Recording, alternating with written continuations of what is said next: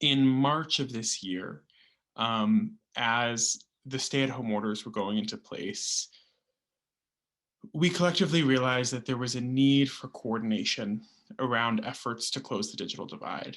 Each of the organizations that we represent, from Libraries Without Borders, Byte Back, Digital Harbor Foundation, and PCs for People, we recognize that we are four of many organizations in the city that are committed to and skilled at helping particularly low-income residents in Baltimore access computers, increase internet connectivity, and build digital skills. But we realized that the need was urgent and we couldn't be working in silos.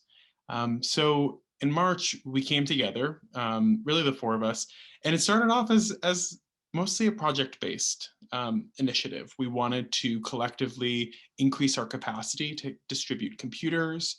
We wanted to ensure that there was tech support for people who were doing online classes and online programming for the first time. We wanted to increase internet access. As those collective efforts started to expand in the spring and summer, so did the Digital Equity Coalition. And today, as you just heard from, we now have our first full-time staff member. And we have a growing cohort of members now, as Dana said, about over 60 different people, and a number of different advocacy projects and work. But I think it's important to note we are a volunteer-led coalition, and we really are a coordinating body. So what we can offer here is just an opportunity to kind of just frame all of the different work that's happening on a local level. So I'm going to begin by walking you guys through some data, talking about the general picture of the digital divide. I'll then pass it over to Chrissie, who will be talking about digital skills in the city, to Kelly, who will be talking about computer access, to Andrew, who will be talking about internet access, and then I'll wrap up at the end with a couple notes about advocacy, both for the city and for the Maryland State Legislature. A recent study that actually came out this spring underscored that even more families than we had initially anticipated are disconnected. In total, what this study did, and was from the Able Foundation, it compared Baltimore with 32 other cities across the country and found that in so many ways, Baltimore lags behind in terms of, in this study, two areas of focus. They looked at home wireline broadband adoption, which is just a tech term for saying high-speed internet, and for having a laptop or computer at home. The study found that 96,000 households in Baltimore, which is about 40%, did not have wireline internet, again, high-speed internet, and 75,000 did not, which is about a third, did not have a desktop or computer at home. In a separate study, they also found that about 30% of individuals in Baltimore have limited to no digital skills. I think this probably goes without saying at this point, but without a computer at home, without internet at home, without the ability to use that computer, not only can your child not go to school, but you can't have a telehealth visit with your doctor, you can't search for a job, you can't access public benefits. The implications of the digital divide are far-reaching, and they are foundational for our democracy, for our economy, and for everything in between. It's also important to recognize that this is a racial equity problem as well. When we look at the digital divide, it is disproportionately affecting African American and Hispanic households. And the Able Foundation report really underscored some of that work and the difference that really does persist here, especially in Baltimore. I will point out here as well that we don't currently have data around digital skills and the racial skill gap that exists. But if you look at the internet and device access discrepancies, we can probably infer that there was a similar racial divide. And one of the initiatives that Chrissie will mention is actually an effort by the Digital Skills team, which is one of the subgroups of the Baltimore Digital Equity Coalition, but by the Digital Skills team to research just to really do a deeper dive into the digital skills gap and the racial component of that in Baltimore. I think it's also important to note this is both racial and income related, where it is predominantly low income, Black and brown households who do not have high-speed internet and who do not have internet at home. Andrew actually put together a phenomenal map that shows where neighborhoods do not have access to internet and where low-income households are. And I think, again, many of you will be familiar with this. We have the white butterfly. There's the black butterfly and the white L.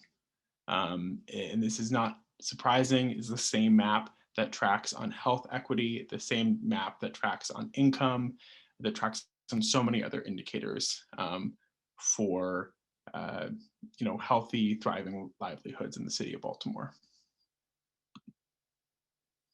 A recent report actually came out just last week or 2 weeks ago that looked at the digital divide on a statewide basis.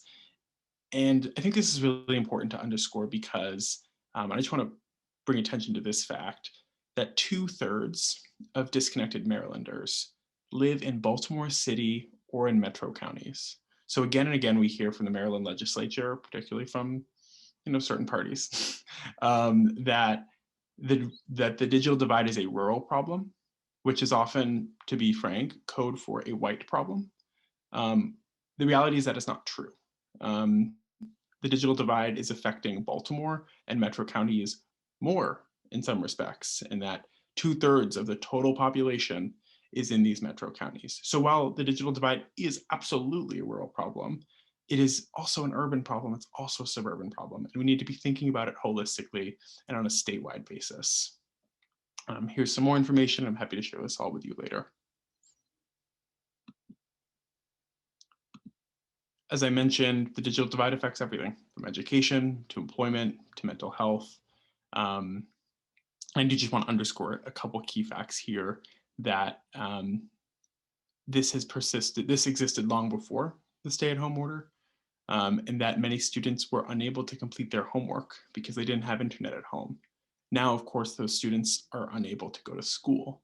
But the issue, as you saw in 2017 here, was pernicious nonetheless. In an employment aspect, we see that if you have an internet connection and a computer at home, you will be more likely to get employed and that you will earn more money. And again, from a mental health perspective, it makes sense. You're more able to connect to others when you're connected. So as I mentioned, we formed in March. We have a number of different organizations. I think I just want to frame here something I always like to say, which is that we're the Digital Equity Coalition. And a lot of folks just assume we're techies. I am not, as Andrew said, he doesn't define, I don't think any of us really think of ourselves as techies. Our passion is around equity, and we recognize that digital technology is a key indicator of equity in the city and around the country. Finally, we've organized our work into really technically 5 different teams. There's one that's not here, it's marketing and communications, but really at its core, there's 4 different areas of intervention for the Baltimore Digital Equity Coalition, or BDEC.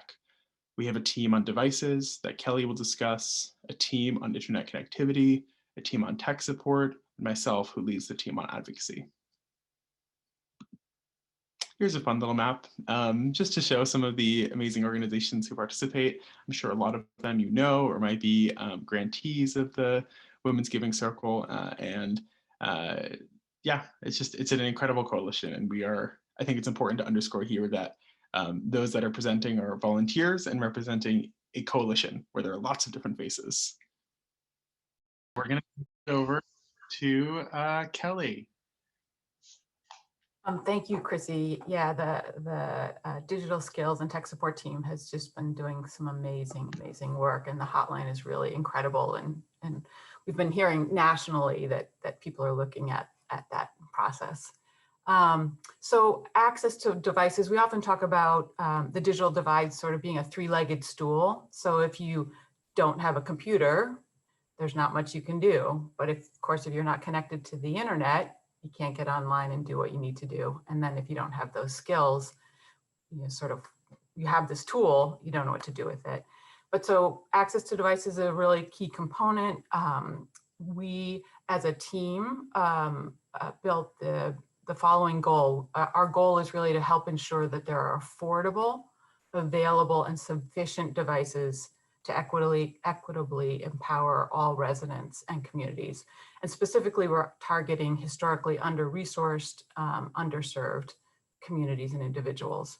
And Adam has obviously mentioned this, and we've touched on these before, but without an access to devices, you can't continue your online education.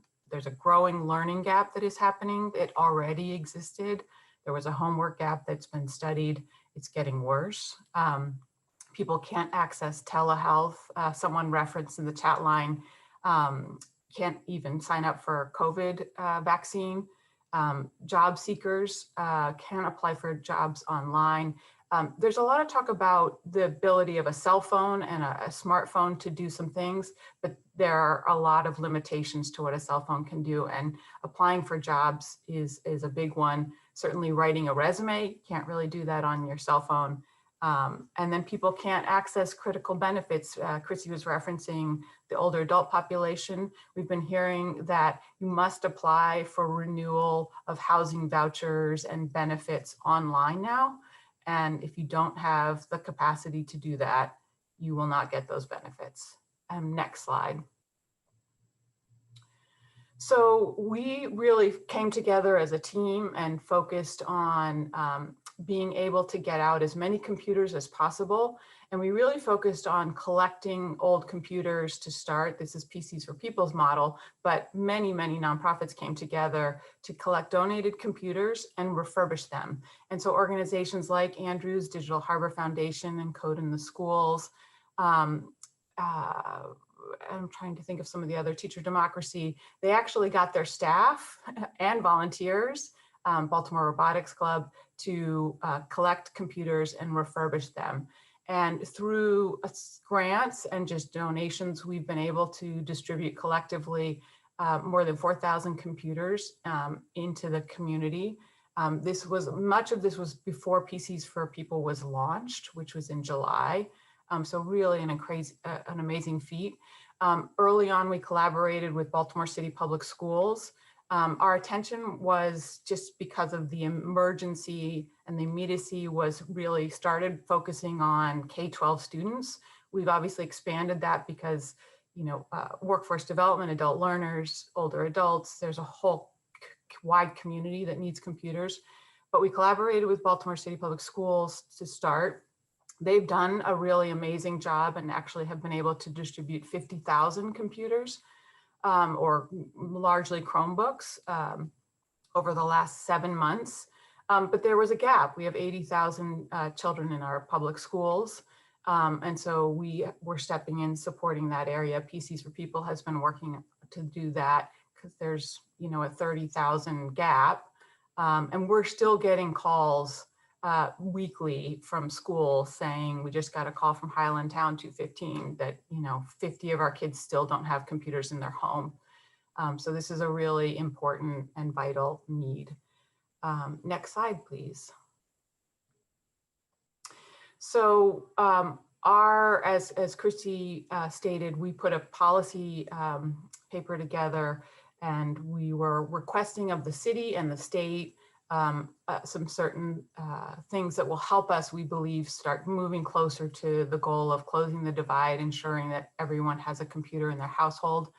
And our longer term goal is to move, or 3-year goal is to move from computing devices in the home. Right now, 70% of homes in Baltimore City have a device. Based on our research, we want to move to 85%. We recognize that a device in every home is not always necessary. But one of the things we also want to look at in that concept of affordable and available devices is to really think about refurbished devices, repurposed devices. Those are available, they are affordable, and it really helps us address a major issue, which is e-waste electronic waste is the fastest growing waste stream in the world. And if we refurbish devices, we are keeping them out of landfills, we are reducing our carbon footprint. So it's a twofer in this space. So our goal is to ask the state to develop policies that require all government agencies to recycle their retired computers with a nonprofit refurbisher, so we can get computers quickly into the hands of people who most need it. We want to promote those same policies to businesses and universities, and we are talking about whether we can provide tax credits or other incentives to support their participation. We are in conversations with Maryland Chamber of Commerce and some other policy people that could help us work on the state. We are advocating for subsidies for computer acquisition for organizations and agencies that are providing services to low-income students, seniors, adults, families, people with disabilities, et cetera. We are also asking the government to consider a stipend or a subsidy that would go directly to people who are low income to allow them to acquire a computer at home. Prior to COVID, people could go to libraries and tech centers. But as you saw from the earlier statistic, there was still a homework gap for kids, even though they could go to school, where 42% of low-income kids who did not have a computer in the home were unable to complete their homework. So we think it's really vital for people to have access to a computer. So we are working collectively to get some of these to happen. I've referenced my organization, PCs for People. So we are the only organization in Maryland that is a nonprofit that is working to get refurbished computers into the hands of low-income students, individuals, and families. And we hope to grow. And I will ask of all of you that if you have an old computer sitting around the house or many, please consider donating to them to PCs for People. We will wipe them safely of all your data, and we will ensure that those get refurbished and back into the hands of our community. And if you're connected to an organization, a business that also has old technology, we would love to talk to them about that. And then the final thing is, as you're working with grantees, or if you're working with a nonprofit who needs computer devices, please let us know. We can explore partnerships. I will put in the chat our email address for PCs for People and our phone number. And we also have different drop-off sites through the Digital Equity Coalition. We got some organizations and companies who will allow you to drop off, so you don't necessarily have to come to PCs for People office if someplace else is more convenient. So we'll follow up with those locations and link, or I'll put it in the chat. But a lot of work to be done, but there's been some great progress, and excited to be able to share this with you all today.